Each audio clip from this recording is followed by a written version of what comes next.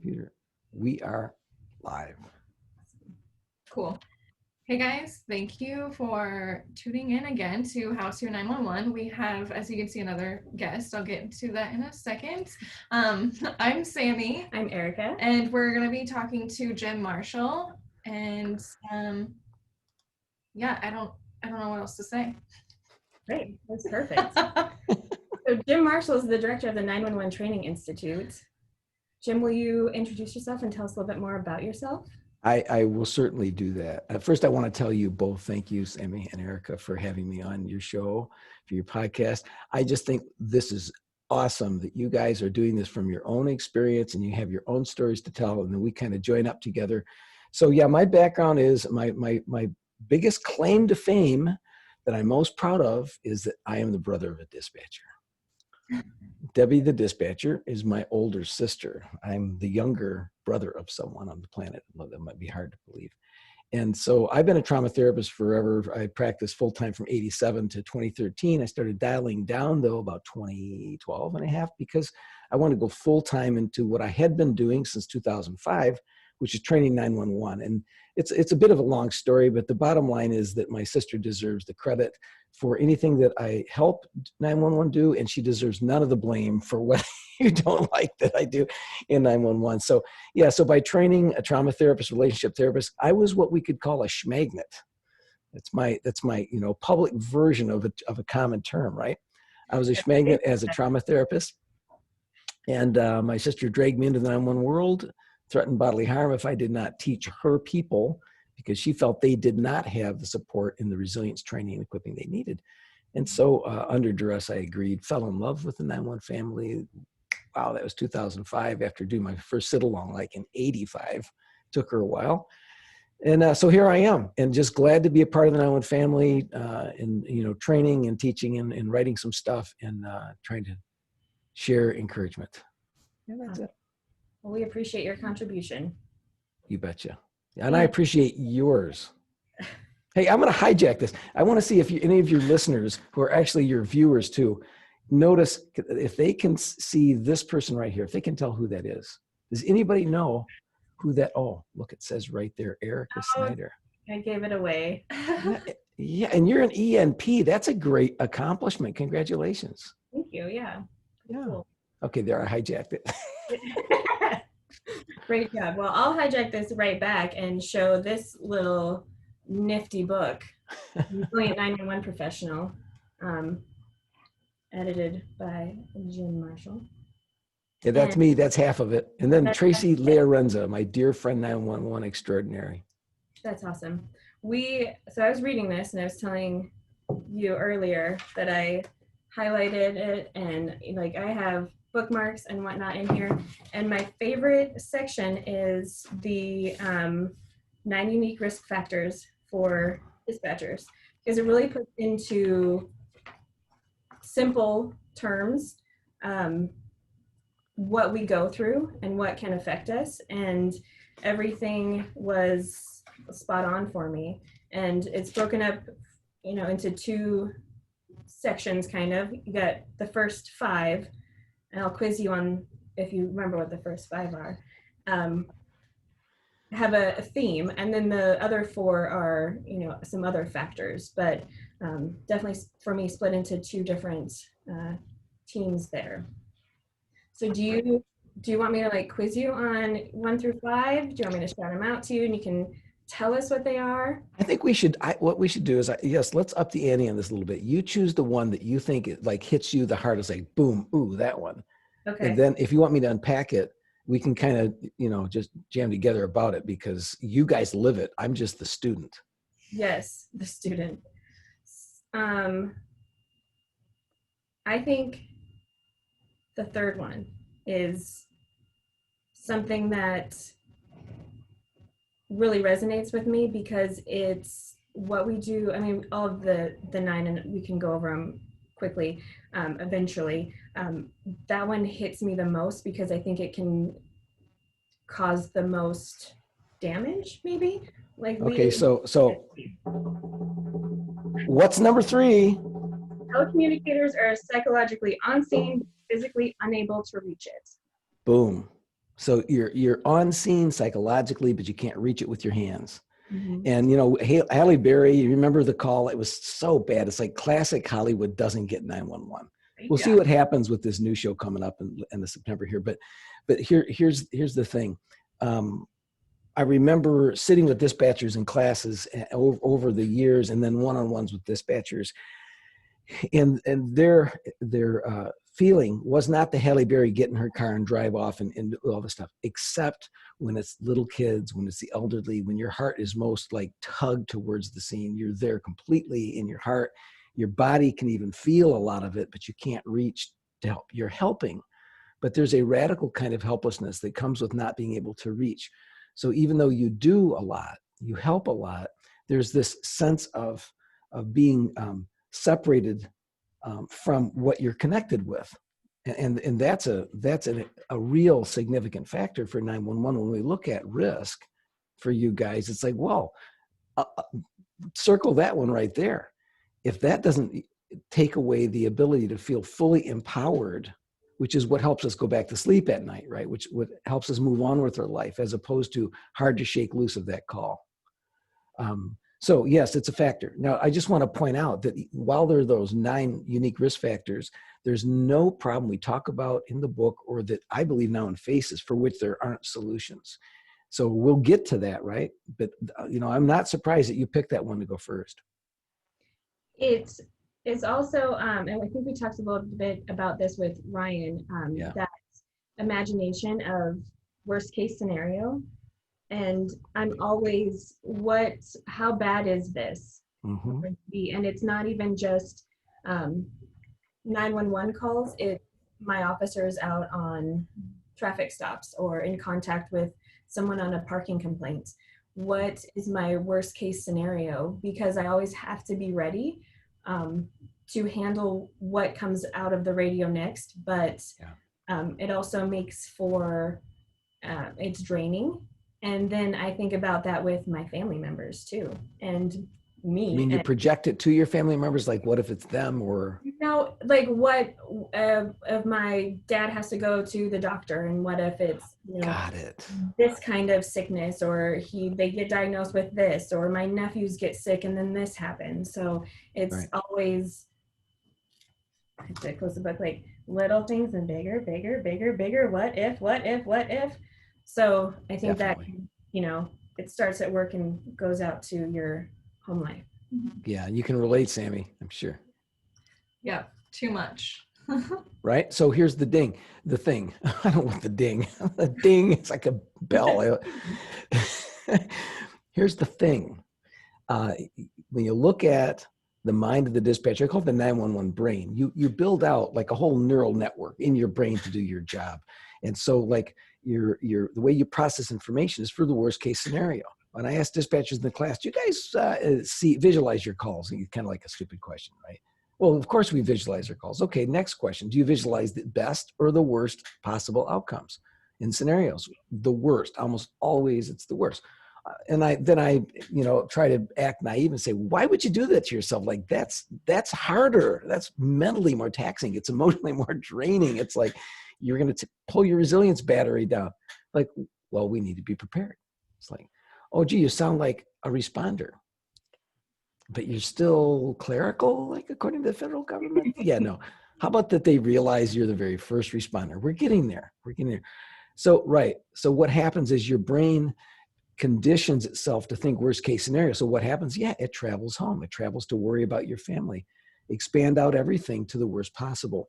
And so that's why, when we look at helping out, we talk about this in when we teach resilience too, is we've got to manually override the automatic tendency to think worst case scenario when you leave the comm center, because it's a skill that optimizes performance of the comm center, and it's a drain when you take it home.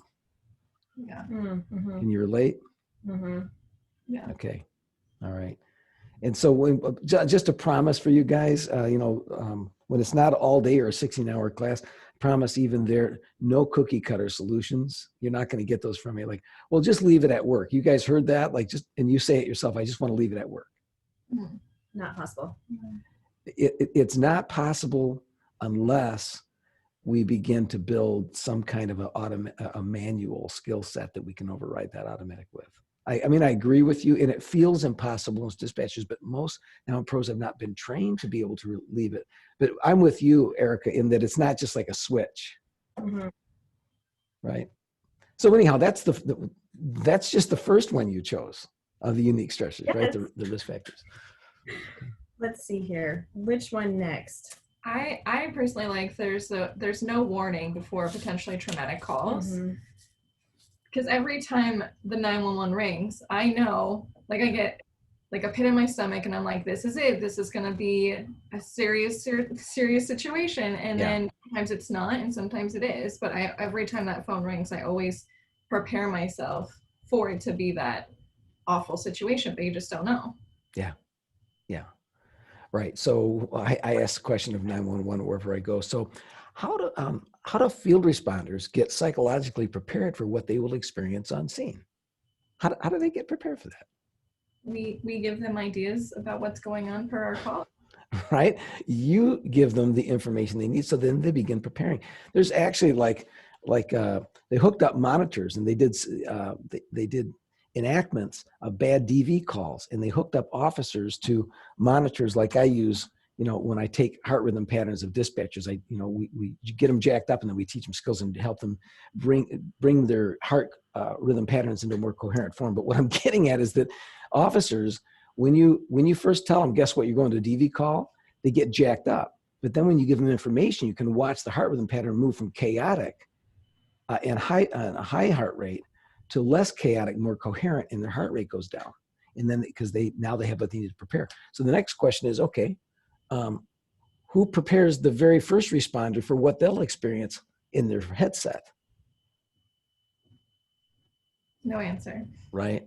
I mean, nobody does, which is why, I mean, what more evidence do we need that you are truly psychologically the very first responders? And that's different, man. That's a different psychological experience. It's the difference between, remember when you're kids and somebody thinks it's really funny, or maybe as adults, they still do it to you. Like you're in your bed and all of a sudden they bust out of the closet going, boo, right? As opposed to somebody, in the room with you, or they walk in kind of and go, hey, knock, knock, knock. Can I come in and just talk? It's like totally different psychological experience. Right. Does that make sense? Yeah, no, totally. I like that analogy. Yeah. I'm going to start using that from now on. Go for it. Yeah. Well, because I mean, if it's helpful, right? And part of this is, I think the power of conversation like this and what we try to capture in that discussion in the book is, what's the language you can use to teach your family members, your loved ones, your partners, about what it's really like to do this job, so they can understand how you end up with a lot of stress you struggled with leaving at work. So like when it's irritability and you're impatient and you're jacked up and you're reacting too much or you're shutting down, it's not like these are all excuses, but as you're working to be more present and settle down and just be cool with your family, it helps them to understand, look, just so you know, I don't like it when I'm all on edge with you guys. I don't like it when I'm shutting down or with your partner. But here's what goes on in my now on brain at work. And here's what I'm trying to let go of. It's hard though with family member, like saying it like that is good, but I feel like for the first however many years of my career being like, I want to keep all of that in so they don't even have to mess, like I don't need my family knowing what I've gone through. Right on. And give them that pain or trauma. Yeah. Ditto, Sami, you're saying? Yeah. Yeah. Well, guess what? That's one of the things my sister and I realized, like way back, that made us related by more than just blood as relatives. It was like, crap, you know what? As a trauma therapist, I have always felt the same way. If I came home, my wife says, how was your day? I'm like, honey, please don't ask. Number one, by confidentiality, I can't tell you. Number two, I don't want to relive it. Number three, it would mess you up. It's like to protect the ones we love, we carry it inside. That's what you guys are, what I call ECGs, extraordinary caregivers. It's caregiving that's way out of the ordinary with unpredictable, frequent exposure to traumatic stress, right? I mean, it's in there somewhere. The point is, so are our field responders, so are emergency room doctors, nurses, trauma therapists. And the point is, we have this in common. We don't want to hurt our families with the crap that we carry. We don't want them kind of contaminated by it. But here's the deal. That's also part of the suck it up emotional code that leaves it all contained. And the more contained it is, the more we're at risk of today's topic, post-traumatic stress disorder, right? Ding, ding, no prize. It just sucks. Mm-hmm. But what we can do is say, okay, wait a minute. I don't necessarily have to spill all that to my family. Erica, you don't have to spill all that to your family. What we can do is talk to them, though, about the stressors, right? Those risk factors, but put it in the language where, that's your own. Hey, you guys, I'm not going to bring you into the dirty details and the ugly crap. You don't need to know all that. Suffice it to say that I'm getting help, peer support, other help I need to process that. But I know it gets rough sometimes at home. I know it gets raw. I'm too exhausted sometimes. I shut down too much, or I get too crabby. I'm sorry for that. I'm working on it. I just want you to understand where it comes from. No excuse. But so I'm not leaving you in the dark. Because here's the deal, right? See if you guys can agree to this. While we don't want to contaminate them, we also don't want to push them away and isolate them from understanding anything about us and what we're going through. Because then they feel kind of helpless like you do when you can't reach the scene. Just a thought. It's like that. Yeah. And I didn't think about it like that, where they would feel like I was making it all about me, where, forgetting that just because I don't tell them something or share it with them, that they would feel the same way I do, but about a different thing. Right. Well, I mean, here's the thing. It's not because you're being selfish. It's just that you're already dealing with all you can. And then we need to team up. It's like this whole 911 gig has got to be a partnership between, I call you the console SMEs. You're the console subject matter experts, right? I'm the psych guy expert. Well, when we bring this together as a family, now we can really advance and support you and your family because, we're bringing these thoughts together, right? Mm-hmm. It's not that you don't deeply love them, not devoted. That's why you're trying to not share it with them. Mm-hmm. That's exactly why. It's just we want to learn how to love them most powerfully. So don't, there's no need for guilt or shame in this stuff. It's like, what do we do with what we have? We do the best we can. Well, now we have more as we gain more insight. Yeah, good. Learning so much. I know, right? Learning. Shucks. All right, we have 3 more in the that first 5. My next one would be the big C of 911, which is lack of closure. Yeah. Like we've kind of talked on a little bit with, they kind of interweave together here, all of these. So. Yeah. Well, the lack of closure is the big C of 911. And, from day one in the classroom for me, I knew so little about 911. If I had known how 911 pros can eat instructors alive, I would never have gone in the classroom. But fortunately, I was prepared by my sister and she did a good job. But I mean, I'd learned, from her, but then in the classroom, that topic came up. It's like, it's like 1 minute, boom, it's there, it's hot, and now it's off because now, the field responder's taken over. And then, well, where do I get my closure? I'm on to the next call. And so even if there's time, there's not a formal system in place to assure you guys get some kind of psychological closure, and by the way, that doesn't always necessarily have to come from getting the details of the outcomes. But do you guys ever get a little help finding out or making calls to get some general closure at all? And big things, like if we do, chest compressions on someone and they were transported to a hospital, or big calls. Okay. All right. Which is interesting you said that, Erica, because it isn't just the big calls that you carry with you. That's what you're getting at. Right? Yep. Yeah. So what does it look like to have psychological closure of something for which you have no more info? Like, because they're gone now, and then these people are gone. Now you're on to the next person. Yeah, this is where peer support comes in, because we may not be able to get the closure by connecting the dots to the end of the story, but by connecting with another human who gets what we do, to talk about what we were left with here. Like, what am I carrying in my soul from this thing? I'm pissed off. I'm still feeling like her fear, that lady's fear. I can feel it in my gut. Like, I'm worried about her kids. It's like, and I'm not like a bleeding heart. I've handled a lot of these, you might say, right? But it's like, this is what's there.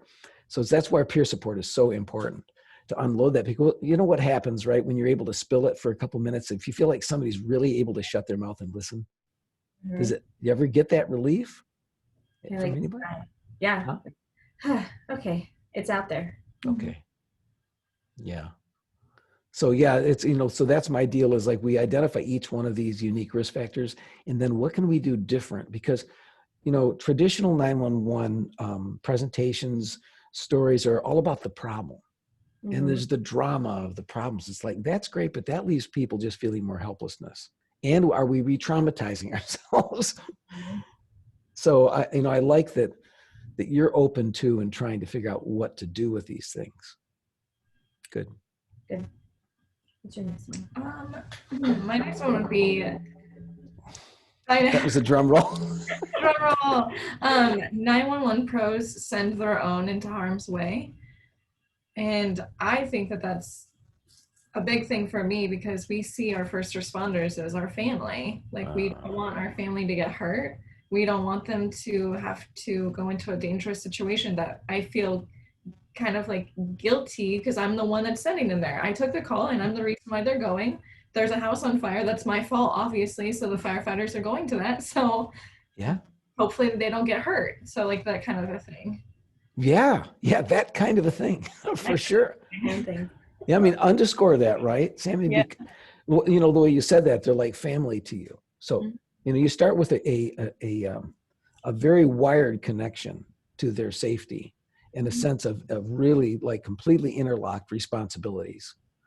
I'll never forget sitting in a class with 911, and we were doing Survive and Thrive, and there was a gal, when we brought this up, over in the left-hand side. I have a U. I don't have like rows. I don't dig rows, because like there's a back row. That means those people don't talk as much. They think they don't have as much to say, right? So in a U, everybody's equal. There's no place to hide.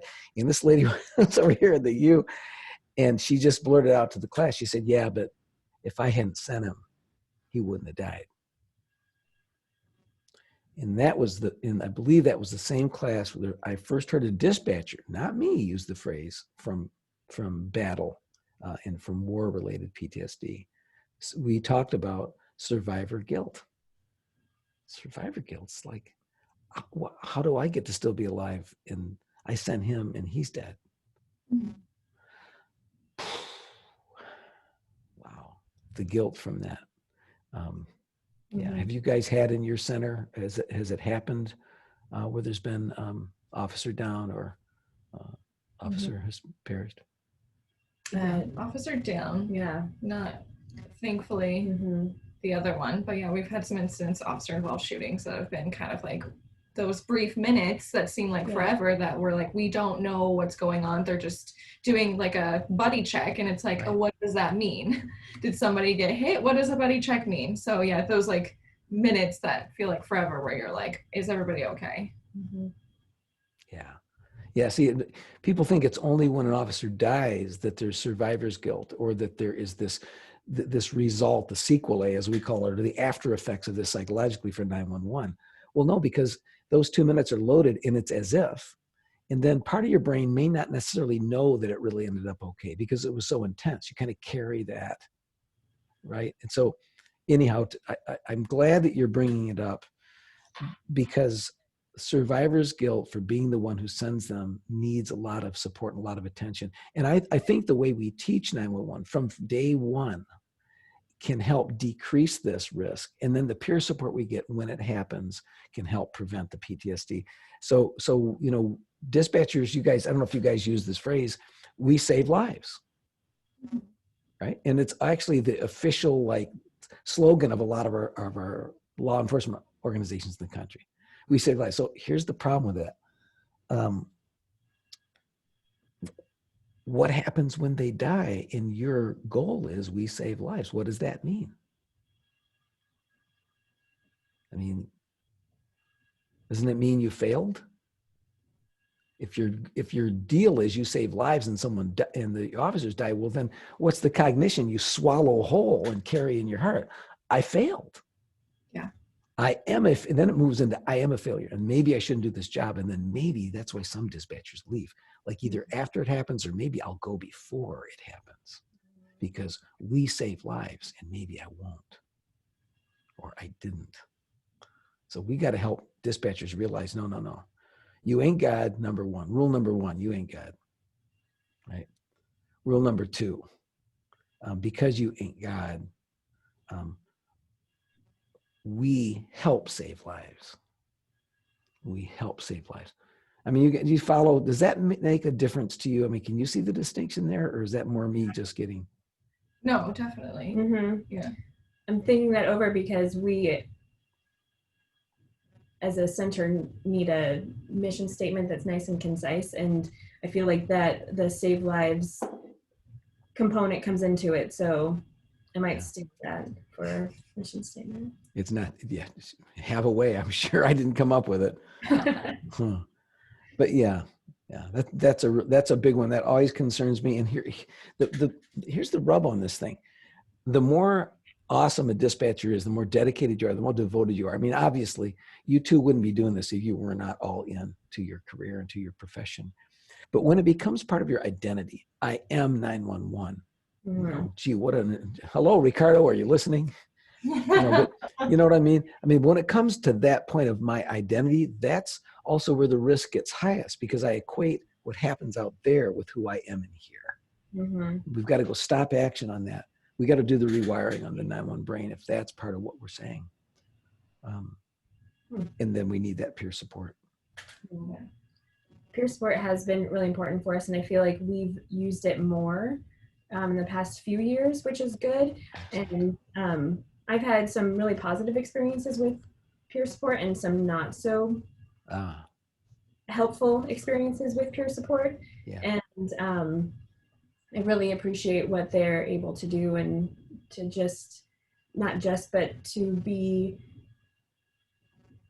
my partners, my coworkers that are able to come and talk to me in a setting where I really need it and be helpful. So yeah, it's a really hard thing to do peer support as a 911 pro, because in some ways, what you do at your very best on a call, like if somebody's struggling with suicide, if you really connect with them, or the empathy you offer to a mother when the child is in peril, that empathy and that ability to listen deeply in those moments, that's the best also peer support. But typically with 911, the training is, you got to zig them and zag them, interrupt them. You got to direct them. You got to take charge and all that stuff. And so when peer support doesn't go so good, sometimes it's not because the peer doesn't care and isn't invested. It's just that it's easy to slip back into the 911 brain that gives you I've got to fix this. They're bringing it to me. I got to jump all over it and like rescue them, like pull them by their hair out of the water. Mm-hmm. When really you just need to shut up and be alongside them. Like I think what you pointed to just a minute ago is just, it's cool that your peers are available. Like they're making themselves available to listen to you. Mm-hmm. Yes. And so our last one is limited, or the last of the 5, limited sensory engagement with those on scene. Yeah. So what about that one? Can you relate to that? It'd be interesting if you said no.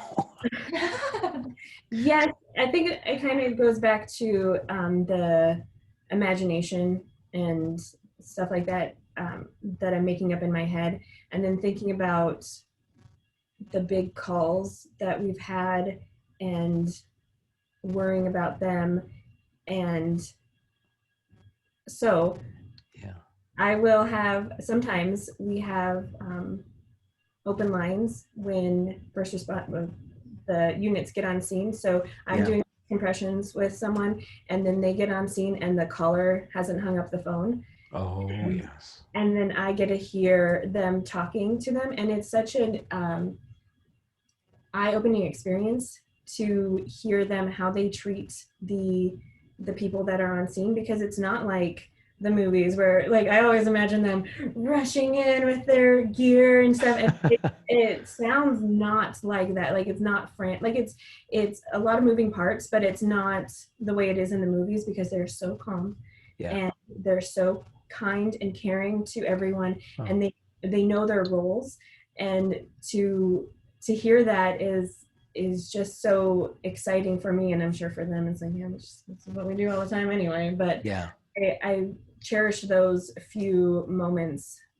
to hear what they get to do. Yeah, because it's giving you more of the field connection, right?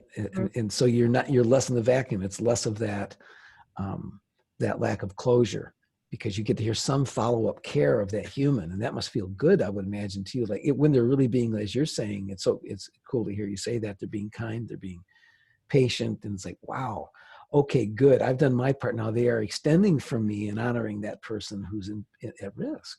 Yeah.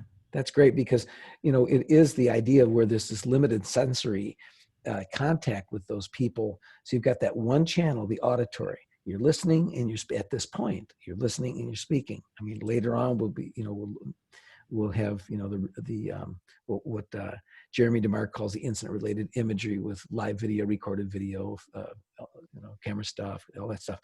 But right now, as it has always been, straining your whole psyche, your whole being, almost like trying to fit it through a tiny needle, because you have just that one sensory, as opposed to, if a paramedic is there, they are seeing the person, they're touching the person, for better or for worse, there's their sense of smell, it's all there, right? So they're all in. And then there's a sense of empowerment. Now, they have different stressors, and it sucks to be that close and to be physically touching as you're helping someone and then they die. But we have to set that aside for another day. That's a topic in terms of when I'm offering support to EMS. But that single line, that single sensory line into the human experience, it's just wild. And it's one of those things that's uniquely 911. And we need to respect it, because when you take all these five together, what we're saying is, hey, the way that we equip you guys as dispatchers has got to be customized to the experience of doing 911. It's not the same as field responder stress, and it doesn't mean it's less. But don't stick everybody in the same stress classroom unless you're doing it strategically to have dialogue between everybody to help them heal together or learn together. But dispatchers have to be trained uniquely in accordance with those very first responder stressors. Mm-hmm. End of public service announcement, number 3. Love it. It's great.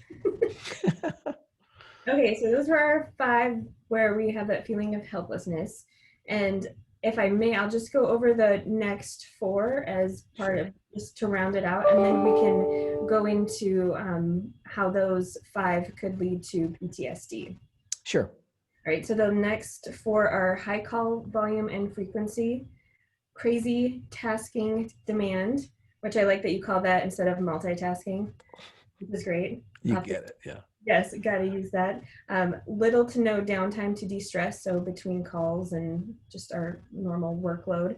And then lack of appreciation and professional respect.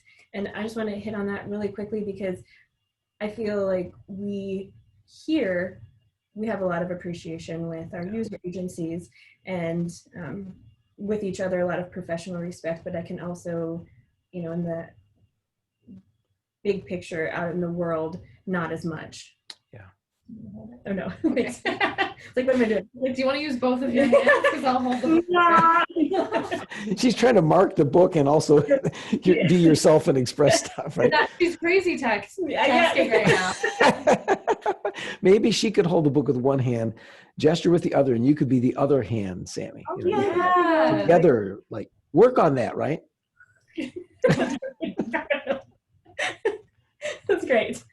Oh gosh. So that's good. So that's the 9 risk factors that 911 professionals face. And again, those first 5 are the feeling of helplessness, which could lead to PTSD. And if, Jim, you could explain a little bit about what PTSD is and what goes on in our brain a little bit about what could cause that.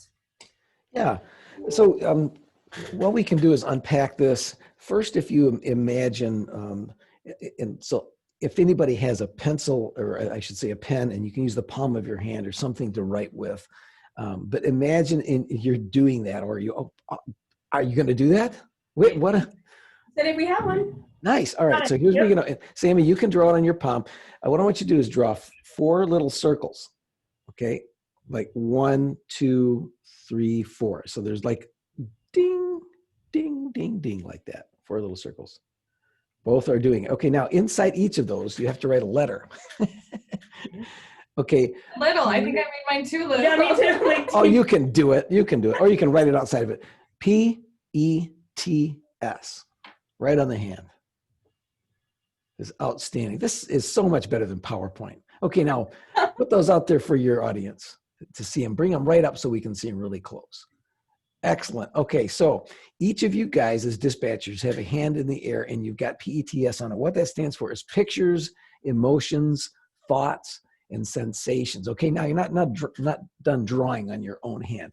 So what I want you to do now is draw lines between each of those dots so they're all connected.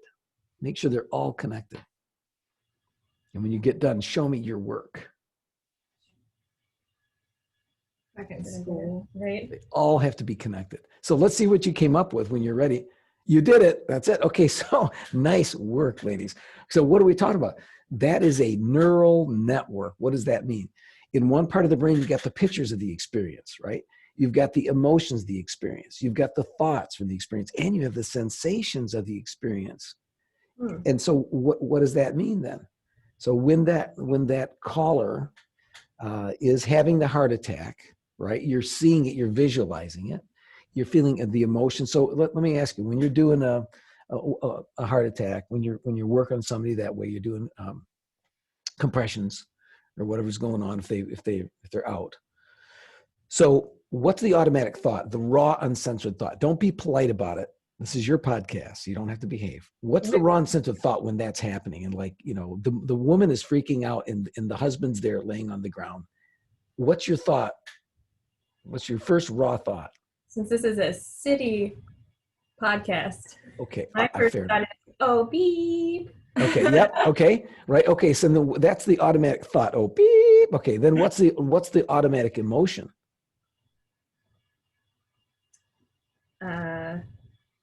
Fear, emotion, anger, frustration, like whatever. There's not a wrong, but what does it feel like to you when you're in that situation? I don't think I've focused on it that much to No, know. you don't. Not at the time, do you? That's No. okay. We'll get there, but that's part of the point. What do we feel? Well, yeah, what am I feeling? I'm feeling like, let's get this done. Yeah. Because I gotta help this person. Okay, that's it. Okay, and can you feel it physically? Can you feel it in your body? Heart Right in the heart? How about for you, Sami? Speaking. Yeah, a shake. Yeah. Yeah. Okay, right. So could there be any fear going on at the time along with? 100%. Oh, well, all right then. So so you've got pictures, emotions, thoughts, and sensations. Now, that doesn't mean you're going to be traumatized, right? You're just jacked up and you're having a stress response. But when really ugly things happen or really bad things happen, or it relates to something you've been through in your past experience that was traumatic for you, then what happens is, boom, this whole thing lights up. So we can look at it this way. That little neural network, go ahead and one of you show me your hands up. There you go, bring it up there. Okay, that is like Christmas tree lights blinking when the event happens, that's all turned on. Okay, then make the hand go away, and it's like you carry on with your life, and you're doing your thing, right? And it's all good. But let's say the person died, the woman was really freaking out, and maybe you've lost someone in your life to heart attack, so it makes the likelihood that it's going to impact you more likely, right? More greater. Okay, so now it's a month later, and for some reason you've handled other heart attack calls or other calls where you had to do CPR and stuff. No problemo. And now suddenly you pick up the phone, you answer the call, and there's a lady screaming. Immediately bring out the hand again, right? And that lights up again. The Christmas tree lights go on. That neural network turns back on. And now you're remembering and re-experiencing the pictures, emotions, thoughts, and sensations, right? That's an intrusive memory. It's an intrusive recollection. It could occur during the night as a nightmare. It could occur just as being triggered in the middle of the day. And so that's the first part of post-traumatic stress disorder. Is this making sense? Mm-hmm. Yeah. Okay. So PTSD is called post-traumatic stress disorder because these things are still happening. The struggles with pictures, emotions, thoughts, sensations, and some other things I'm going to describe right now after a month, after 30 days. If a lot of the stuff that we're talking about right now happens in the first 30 days, that's called acute stress disorder. Acute, kind of like recent, right? But when it stays there or kicks in after 30 days, we call that post-traumatic stress disorder. And we need to remember something, you guys. Dispatchers can have a few of the signs of PTSD, a few of the symptoms of PTSD without earning the disorder title, the actual diagnosis. So let's go on. So the first category, if you think about PTSD, is the intrusive recollection of that. It's lousy. I can bring up a little diagram for you and show you the rest if you want. But how's about I show you some cool pictures first? Should we do that? Yes. Yeah, all of the Okay. above. All right, all of the above. So let's jump into this. Let's see if I can find it here. There it is. So if you think about PTSD in the example I just gave you, a month ago, right? You took the call. Now maybe it was it took place and it was in a vehicle they're driving along, and then all of a sudden he slumps over the steering wheel and they run off the road, and then the lady calls you, right? She's freaking out. So when that happens, and I'm not trying to be like uncaring and talking about it this way, but that's the reality. PTSD is a time zone problem. It happened a month ago, right? It was in the past. You're in the present.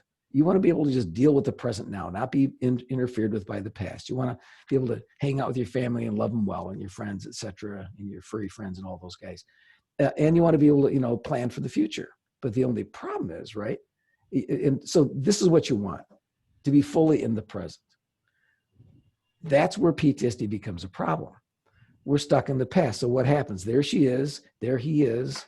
EMS is showing up. Now, that picture is really vivid right now, and maybe it's even zoomed in more in your mind when it took place and when you created that neural network, right? So what are we talking about? Information is locked in the nervous system. You got the picture, the accident scene, the emotions, right?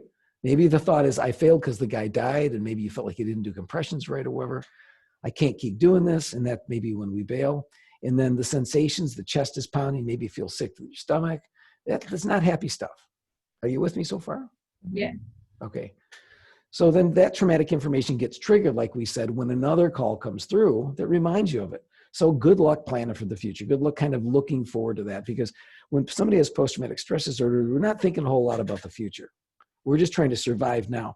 And to look at it this way, it's kind of like a balance problem.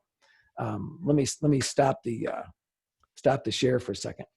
If you can imagine, I'm going to try to get out of my seat here without falling over. This is a really high stool. It's about 6 feet off the ground, and okay, I successfully landed on the ground because I got to do a demo now. Okay, so here we are in the present.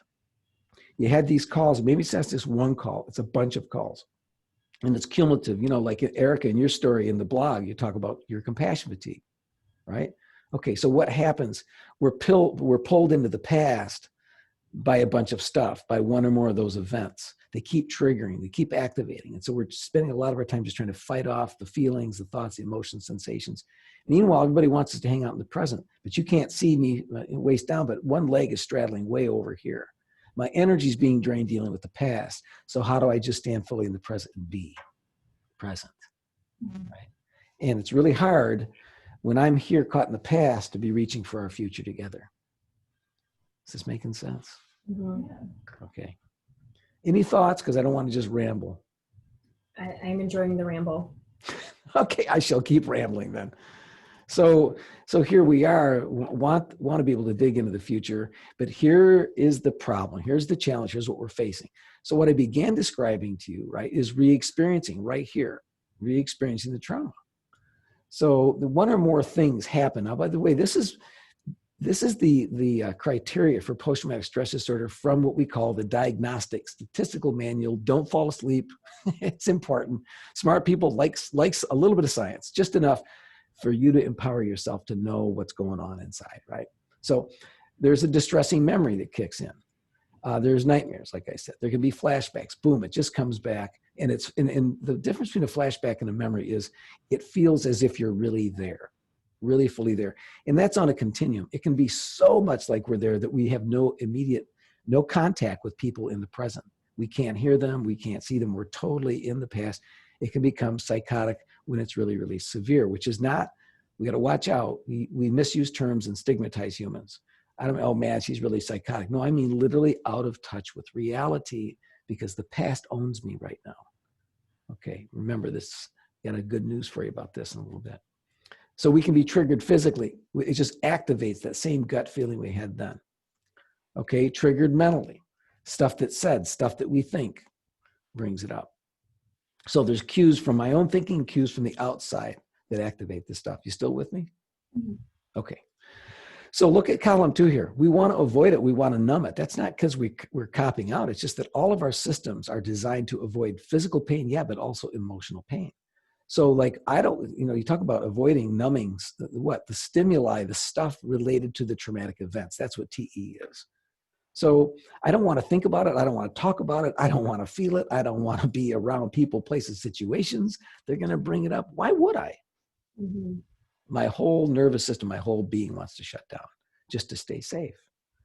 And then in terms of thinking, cognitive and emotional stuff going on there, I might have, what's weird is you look in the first column, these are like re-experiencing memories. Over here, sometimes it's so intense we have no recall of the memory at all. So that happens sometimes with our folks coming back from deployments, Afghanistan, Iraq, right? And they don't remember a whole battle thing, and it's not because they got percussion boom like from it could be traumatic, chronic, what do they call it? It's chronic traumatic encephalopathy. So there's the physiological impact on the brain and damage. Even when that's not the case, there can be no recall because the brain just needs to say, nope, not going to think about it. Now, I want to urge you guys and your folks listening to watch out. If you don't have recall of childhood, it doesn't mean horrible things necessarily happen. My wife, Linda, has little recall of a lot of her childhood because it was boring. It was the same every day, like every single day. It was like Groundhog Day, which I really envy because my life was a little more chaotic. So, and one more thing before we go any further, we're at the halfway point. You guys have survived 50% of this grid. I hate teaching bullet points, but this is important. One more thing, don't diagnose yourself, Erica, Sami, looking at this, like, oh my God, I have it. It's like, no, there are other things that can be responsible for these signs and these struggles that are here. But if you do find yourself on this or can relate to this, then that's just it's your turn. It's time. It's your turn to get support and help that you need. Okay. All righty. And so there are negative beliefs that form up about ourselves and others. You kind of move on, distorted thinking about blame, so for example, I failed, I'm bad, I shouldn't do this job, I need to just get out. Can you relate? Does that make sense?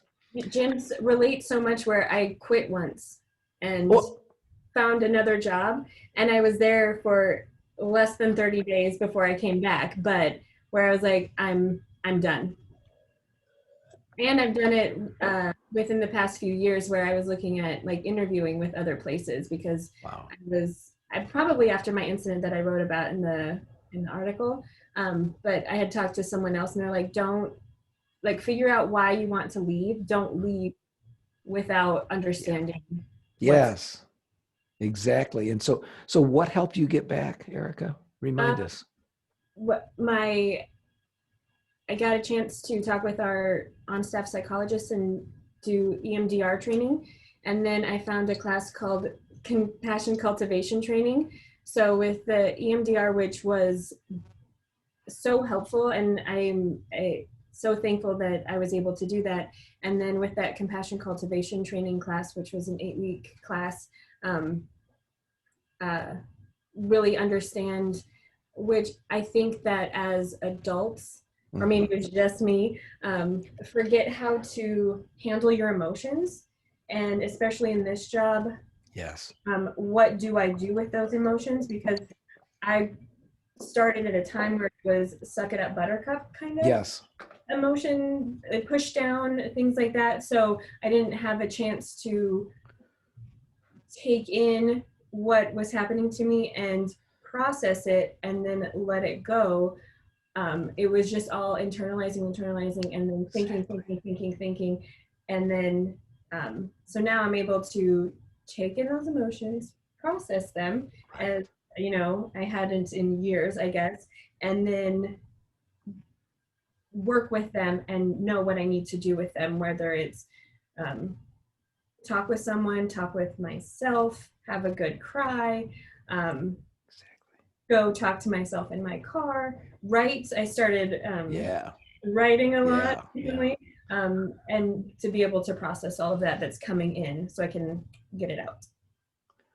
That's co-teaching right there.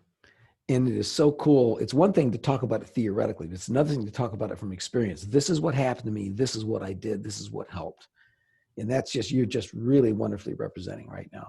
I'm so happy for you too, that you found out about EMDR, which we, eye movement desensitization reprocessing.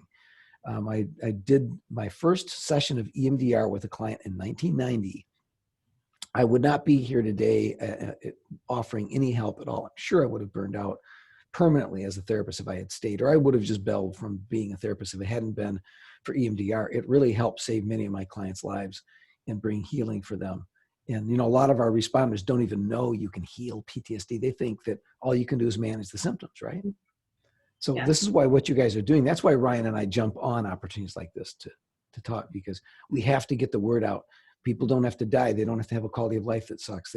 They can actually take it back and have a better life than they had, because as you said, whether we learned it in childhood, a lot of us learned to stuff emotion and pack it away, not because people necessarily were trying to be mean, but to survive, we had to just focus on, taking care of the adult, or we don't want to get in trouble, or we don't want to upset people. And so we're just sucking all that up, or we were taught that it was weak. If we didn't learn it there with responders, the emotional code has always been suck it up. Mm-hmm. So that is the perfect condition within a human being to produce post-traumatic stress disorder, because there's no release of it and it just gets worse. Our thinking becomes more toxic. Our emotion becomes more acidified. And so what you did was break it open. And I really love what you said about compassion training. I've been working on that myself, and because it's not just compassion for other people, it's self-compassion, and that's not narcissism. No. Right? Not at all. And it's, there's something we talked, so I ended up loving it so much that I had to become a teacher. So my teacher training is still in there somehow. And we talked about, I totally lost my train of thought. Compassion, self-compassion. Yeah, but it was something else where it was that specifically the self-compassion and it not being egotistical. It's not narcissistic. No, and now I really get it. Oh it's bigger than a bread box. Hold up my hand. A neural network. Neural network. Is it about a neural network? It's shut down. But talking to yourself. There we go. Talking to yourself, and how the self-talk that you have is so important. Yeah. And if it's always negative and you're putting yourself down, I'm not going to talk to Sami the way I talk to myself, because I'd punch myself in the face and I'd expect a punch from her, because sometimes it's just so it's if you say those things out loud that you're saying about yourself, people be like, what are you talking about? It's just so ridiculous. So that self-talk is really important. And I think that since our job is sometimes completely solo, we're on a phone doing the chest compressions, I can't be telling myself you're doing a horrible job and expect to be successful. Yeah, right on. It's like your hot air balloon, and every time that criticism comes and you're floating above I'm just kind of riffing here, imagine you're floating above the African savannah. I had one of my clients, and this was her safe place, was that hot air balloon. When we were doing trauma work and it was overwhelming, she would activate that safe place, and suddenly she's safe, and she's in Africa, and she's floating, and she sees zebras and lions. But that self-talk that's really, really ugly, it's like poking holes with a spear in the balloon. Mm-hmm. Just as we're heading over the pond with the alligators in it. It's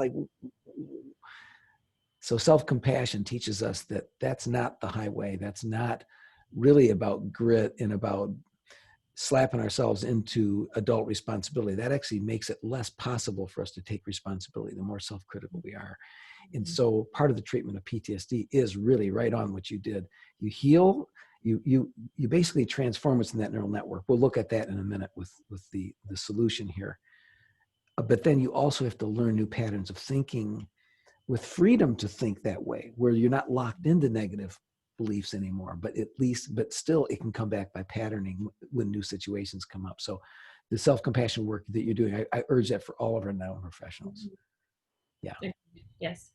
Yeah. We're going to be bringing out some support from the 911 Training Institute on self-compassion. And so we will be talking with you. Yes. Great. Love Let's it. do it. I love it. Yes. Okay. So where are we?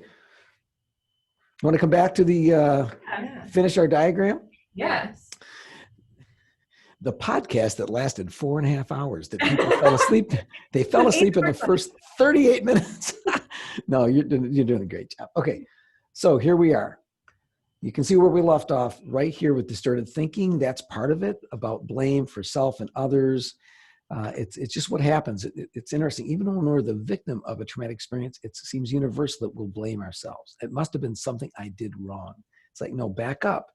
You're not God. You didn't have control over what happened on scene. But you can't. Have you ever tried talking somebody out of a rigid, distorted belief? Like if they're really depressed or have PTSD, like good luck with that. That's why healing has to happen. Persistent fear, horror, anger, guilt, or shame, not a happy day. And less involvement in significant life activities. Just kind of like hunkering down, shutting down, just want to pull in. Detached, estranged from others. This can happen with depression too. But this is kind of, it's a whole vibe. It's a whole way of being, because again, the nervous system just needs shelter. It just needs to shut down. Inability to feel positive emotions, happy, satisfied, love. Sometimes, we've been through a lot of trauma. It seems a little bit too vulnerable to get happy too long. Because then what happens if I'm not looking? If I'm not hypervigilant enough, crap will happen, and then I'll feel like a fool for having let myself be happy. Something that I feel like I struggle with. Like before even this job, I was just like, I can't be too excited about something because I'm gonna be so much more disappointed if it doesn't work out or whatever. Right. Oh, you can relate to it then. Fortunately. Well, but here's the thing, Sami. By you saying that, there's going to be other women and other men in 911 who listen to this, who can go, okay, damn, I'm not alone. Mm-hmm. She just said it. I heard her say that because I thought it was just me. When we have these discussions in class, because people do take risks, when we make it safe in there, right? One of the biggest things they say is, it's so nice to know I'm not alone in this. Look, you guys, look at this again, Sami. Come back to what we were just talking about. You just nailed it. Detached, estranged from others, right? Detached and estranged from others. Right in the midst of that, that's one of the things that can fuel depression as a result of PTSD, right? The more isolated I get, the more depressed I get too. But when you're able to say what you just said in this podcast, that's why podcasts can heal. That's why it's not just treatment. Because when you say what you said, then immediately someone who's listening, going through the same thing, realize, wait a second, I may feel different from others. I may feel disconnected from others, but just now you drew me in. You drew me in. We're in the same space together. We can relate together. That's really good stuff. So. Perfect. Yeah. And here's what's going on with PTSD. There's irritability, there's anger, and it's like, okay, time out for a minute. Because you guys in 911, you also have sleep deprivation that's ridiculous. So you can get irritable and angry just from sleep deprivation.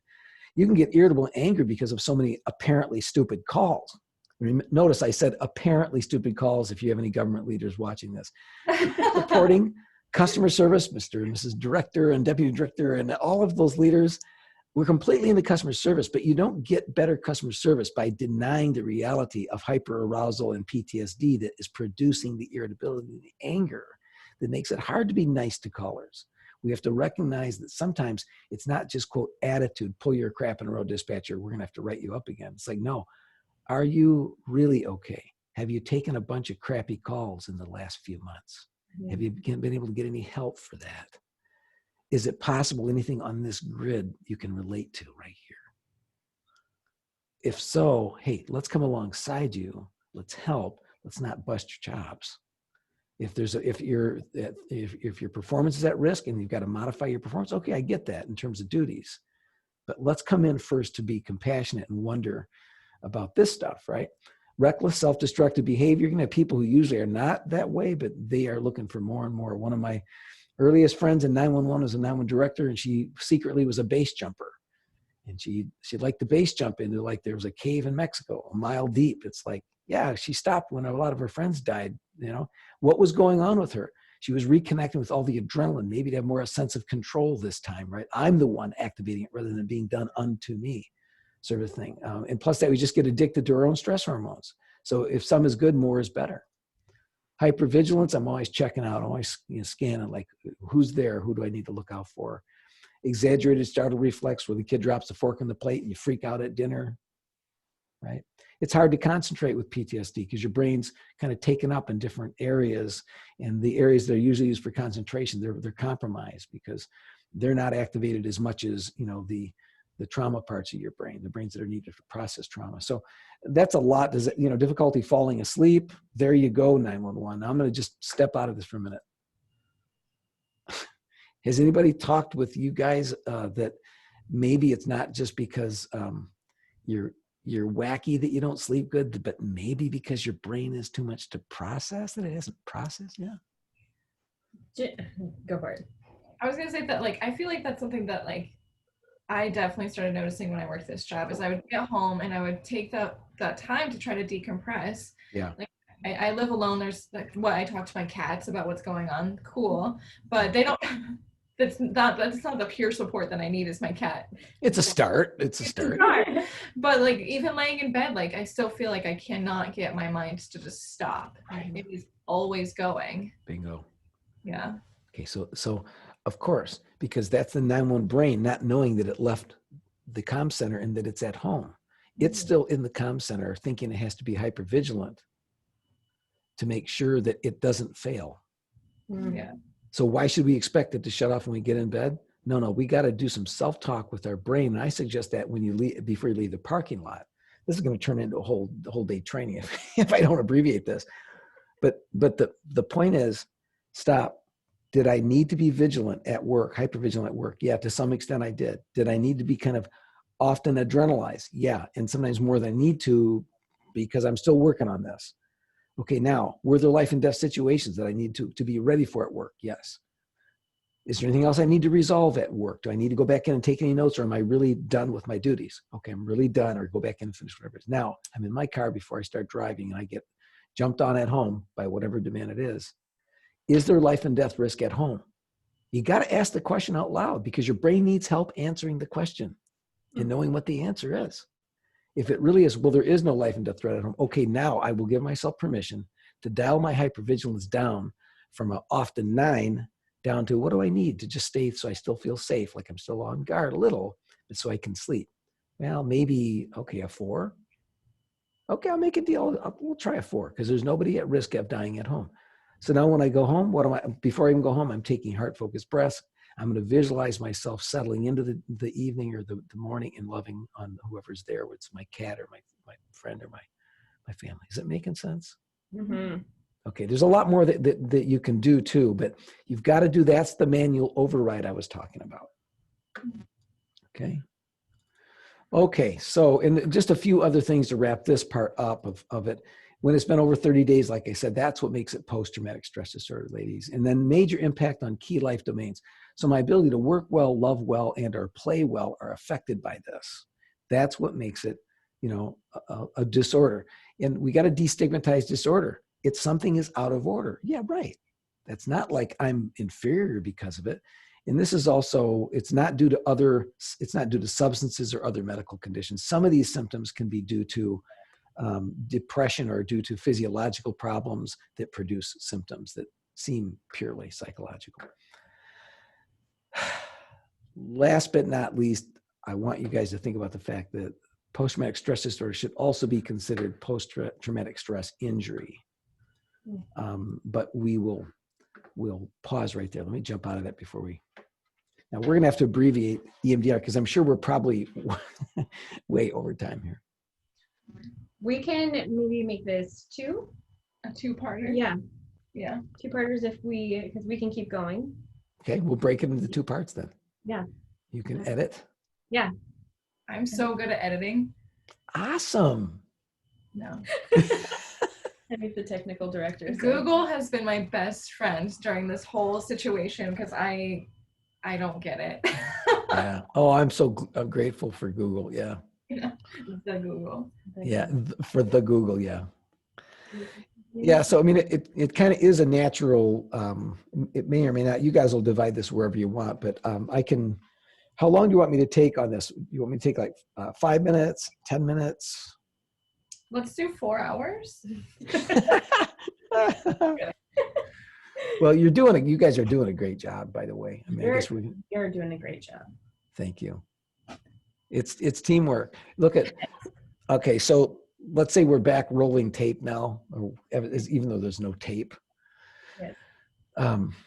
What really makes this discussion valuable is not some guy that's a psych person rattling on about PTSD and all this stuff. It's the fact that we come on together here, and you have lived experience with the trauma of 911 as human beings who live the rest of your life too, before you came to 911 and as you're still trying to be a 911 pro and succeeding at it. But then as a brother and dispatcher, and having had you've had the privilege of helping people in their worst moments of life. That's what keeps us in this, right? Is realizing that's a sacred privilege. And that's what my sister and I also had in common, is how many thousands of hours I sat with people and so many times didn't know if they were going to make it, and they didn't know if they were going to make it. But to be entrusted with their most vulnerable stories that they needed to share so they could heal. And then being able to watch them turn corners where I thought it was just going to be just a free fall. And they come back and more healing has taken place. That's what makes us worthwhile. We're sharing our lives together, our stories. Information from science is not the most important. It's the caring to do the work you guys are doing with this podcast. The information is empowerment, right? But it doesn't matter unless it's in the context of the stories you guys are willing to share. Mm-hmm. So I just commend you. Thank you. Thank you. You bet. You bet. So you want to talk about EMDR? Well, Erica, you've gone through EMDR. Yes, I have. Yeah. So how about if you just, you don't have to share anything in detail you don't want. You're the interviewer, not me today. But maybe if you could just, set us up by, I'd like to just know, I mean, we can go back to your blog, but I'd like to know, how did you find out about EMDR? The psychologist told me about it. And that's I don't think I knew about it before. Yeah. So yeah, she mentioned the rapid eye movement, but then talked about another technique. So I used the 2 like buzzing paddles. Uh-huh. Oh, yes. And forth. Yep. And so I don't know if she was able to turn up the like intensity or whatnot on there. Yep. So it was just 2 sessions, and we went through it, and we went through the incident in detail, which prior to that, I would avoid processing calls in my head again for the sheer facts that I didn't want to relive them. But going through EMDR showed me how valuable it was to really process that and see, like, analyze every aspect of it, and to be able to do that in a neutral setting and with no consequence. Okay, I hope you all heard what Erica just said. To be able to do that in a neutral setting, i.e. also safe setting, with no consequence. In other words, right, when you say no consequence, there's not going to be fallout of some kind. Mm-hmm. Right, nothing that would affect anything at this point. Yeah. So here, what we can do is I'll bring up a little imagery here for you guys to build on what you just shared, Erica. Let's just look at this. The eye is there because Dr. Francine Shapiro is the woman who taught me. She's a pioneer now. When she started, she was a young PhD, and people thought she was completely whacked. And by the way, the only time I used phrases like whacked or crazy is when I'm speaking of those I love, not as a stigmatizing thing. But the reality is that she made a discovery that eye movements back and forth, when connected with traumatic experiences from the past, have a processing effect, in effect, a healing effect. I'm not going to go into the story of how she discovered that, but it was a personal experience of her own trauma. Her eyes began spontaneously making these movements, which are the same as we experience during the REM stages of sleep. And she was in her doctoral program. She did an initial study in 1989, I believe it was published, and it was not well received. People thought this was complete quackery, and understandably, and it was a small study. Turns out that it wasn't, though. Actually, I think that study was 87, because she then created a set of protocols to deliver what she then had called eye movement desensitization. So let's break down these letters, and I'll tie it together. My story as a young therapist using this along with what it is, and we'll just do this in a nutshell today, right? Eye movement desensitization. What are we desensitizing? The emotions and the bodily memories, the body sensations associated with the experience, and we're reprocessing the what we call cognitions, the thoughts that I failed, I'm not good enough, or I'm not safe, or I'm not in control, etc. It's basically, when you hold up your hands again, it's that neural network. That's what we're processing here. And there's more information about this in chapter 9. Sarah Gilman, wonderful friend. She was a firefighter EMT. She was the president of our International Association of EMDR. We've presented together, helping therapists know about 911, and I help 911 know about the therapist. So we're trying to bring everybody together, right, and get the help we need. So EMDR, that's what it stands for. Let's just move forward with this a little bit. When you think about, Erica, what you described, just by the way, you guys, it's effective for post-traumatic stress disorder. This is one of only 3 evidence-based treatments in the world shown to be effective in healing, meaning removing so many of the symptoms of PTSD that you don't qualify for the diagnosis anymore. Okay. By the way, post-traumatic stress disorder is also post-traumatic stress injury. We need to call it what it is as a disorder for insurance purposes and to be able to respect the support the person may need. But to destigmatize, we got to acknowledge when a medic yanks their back out when she's moving a lady off a bed, excuse me, toll-free call from me that I won't accept right now. When a medic rips her back out when she's lifting a heavy person off the floor onto a stretcher, we don't say they're not good enough to work, or they're crazy, or we might say they're injured, and we'll give them the support they need and the rehab they need and get them back to work, right? Well, we need to do the same thing with psychological injury, and that's what PTSI is, post-traumatic stress injury. So we got to destigmatize. Does that make sense? Mm-hmm. Yeah. Okay. So it can help a lot with people who have chronic stress, because, like with fibromyalgia and other things, because a lot of that is activated and triggered again and again, and we end up with more disease processes because we need to resolve underlying trauma that's draining our battery, impacting our immune system, etc. It's great for dissociative disorders. We won't get into all that right now, but it's been found to be very effective as people in my community of EMDR therapists have specialized in treating people with what we used to call multiple personality disorder, which is basically really severe trauma impacts to the point where there's big time dissociating. And then it can be very helpful for mood disorders, also substance abuse stuff. So I'm just wanting you guys to know, and your viewers to know, your podcast followers to know that EMDR is the real thing. It's very, very helpful.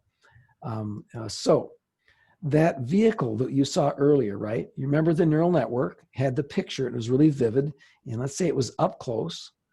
But when you apply EMDR, something happens, right? It begins to fade more, right? It's not like the memory didn't happen, but it changes visually in your memory because it's being reprocessed. You're reprocessing the thoughts as well as the imagery. Okay, so the emotions move from distress to peace, from the thoughts of that are not accurate. These erroneous thoughts like I failed, I'm bad, etc., to being adaptive, legit thoughts about I did the best I could, but I'm not God. People die, it sucks, but I'm doing a good job. That can make the difference, huge difference for dispatchers to stay employed. Sensations are released that are carried in the body, and they're exchanged often. In my clients over the years, all the therapy I've done is as if the first time they'd ever heard it, I'd heard it many times before, but they'd say, when I say, go ahead and scan, what do you notice now on the body from top of the head to the bottom of your feet? I don't know, I just feel lighter. Again and again, the phrase, I feel lighter. Almost like a burden was lifted, right? Okay. So that's it. We'll leave it with that right there, and I can stop the share.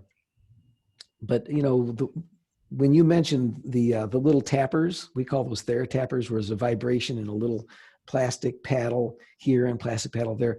Your folks may wonder, your followers may wonder, well, wait a minute, I thought this is eye movement desensitization.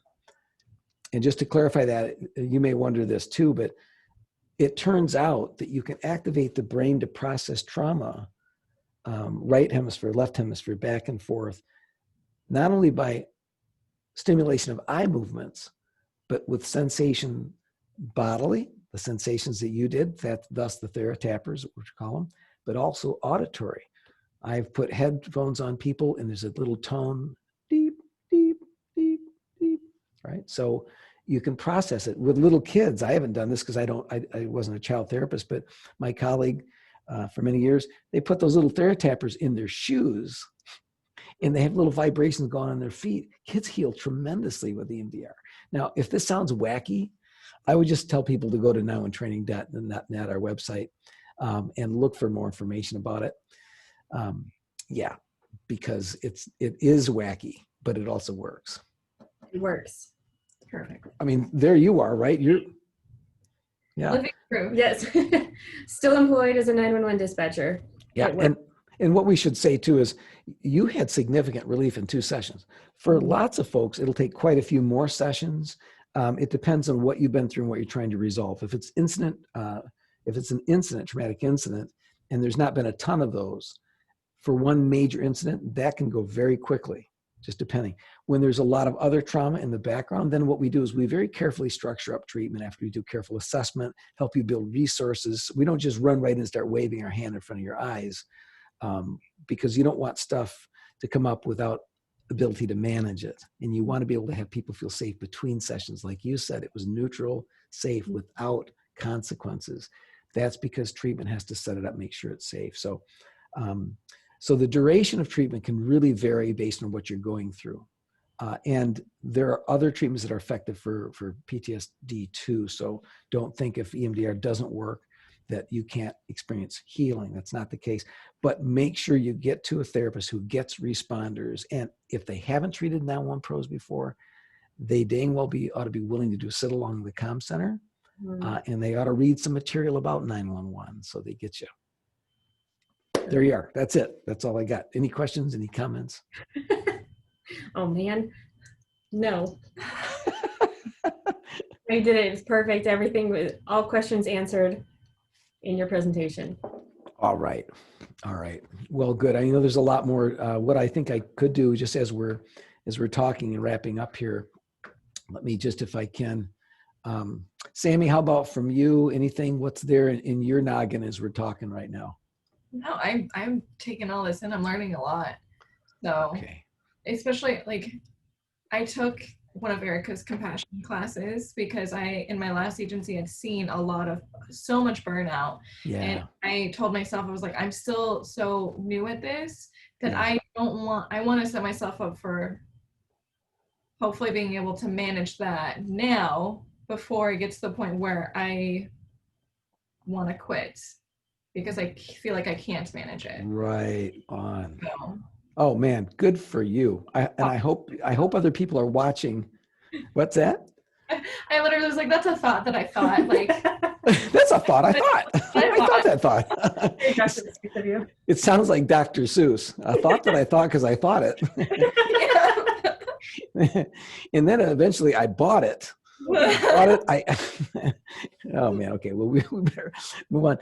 Okay, here's the deal. That's very novel. I mean, it shouldn't be novel, but it is what I hope is the new generation and going on to future generations of 911, where we say, let's get ahead of the trauma so that it doesn't own me and so they don't have to prematurely bail. Mm-hmm. Let's treat it now. Let's get the peer support. Let's get the resilience training. Let's get the information on therapy. And, how about when I have my first crappy call, even though I don't have PTSD in some full-blown way, maybe I don't even have nightmares, but I'm going to go and experiment with the EMDR, to see if I can get used to it and clear away a little bit, because after all, you guys generally have pretty good insurance. So that's excellent. Good stuff.